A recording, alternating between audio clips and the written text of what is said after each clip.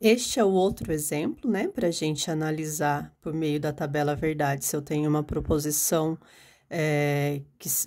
uma fórmula proposicional que seja tautológica, contraválida ou contingente, tá? Então, o que eu tenho aqui? Novamente, são 4 linhas, porque ela é constituída por P e Q, então 2 elevado a N, né, para eu calcular a quantidade de linhas da minha tabela, então 2 elevado a 2 é 4. Eu já fiz a distribuição das possibilidades para P e Q aqui, que é o que a gente vem fazendo em todas elas.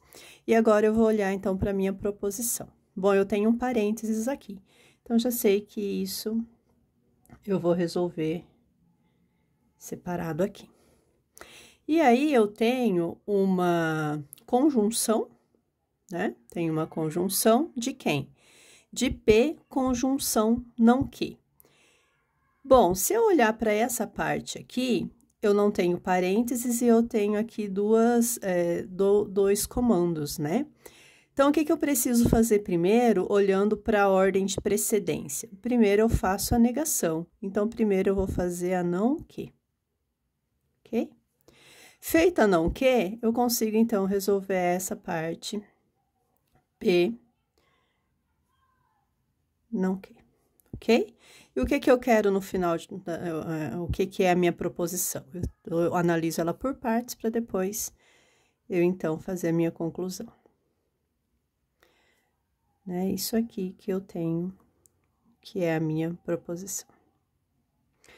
Bom, o primeiro, que é o que eu tenho entre parênteses, opa, desculpa, aqui é só a ida, né? É a condicional, não é C, somente C, é só a ida.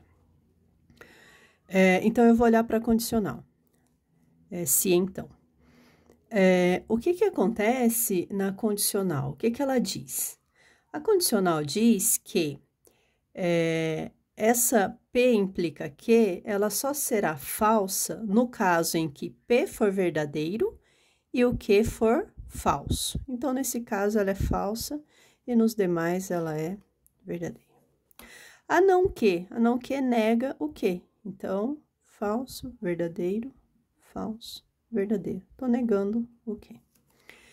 Bom, se eu já tenho o não Q resolvido ali, eu vou fazer agora, então, a conjunção do P com não Q. Então, quem que eu vou considerar? Eu vou considerar o P, a coluna do P, e a coluna do não Q, tá?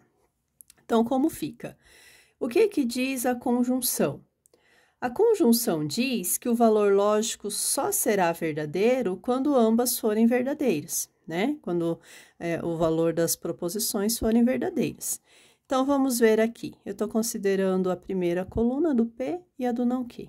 Nesse caso, verdadeiro e falso, então isso aqui é falso. Verdadeiro, verdadeiro, então isso aqui é verdadeiro. Falso e falso, então isso aqui é falso. Falso e verdadeiro, então isso aqui é falso. Bom, agora eu já tenho condições, então, de fazer, de encontrar que o valor lógico da minha proposição P, né, P maiúsculo. Bom, então, eu vou olhar para quais colunas? Para essa, né, que é o que está entre parênteses, e vou fazer, então, a conjunção com o que está aqui nessa coluna. Então, tô olhando para a terceira e para a quinta, se eu não confundir a ordem aqui. Mas é para essas duas que eu vou olhar. O que diz, então, a minha conjunção? Ela diz que só será verdadeira quando ambas forem verdadeiras. Então, vamos olhar aqui para as duas. Aqui eu tenho verdadeiro e falso, então isso aqui é falso. Falso e verdadeiro, então isso aqui é falso. Verdadeiro e falso, isso é falso. Verdadeiro e falso, isso é falso. Então, o que eu sei? Eu sei que os valores lógicos da minha proposição P, eles são todos falsos. Quando isso acontece, né, quando o valor lógico da minha proposição é a falsidade, eu digo que eu tenho uma contradição.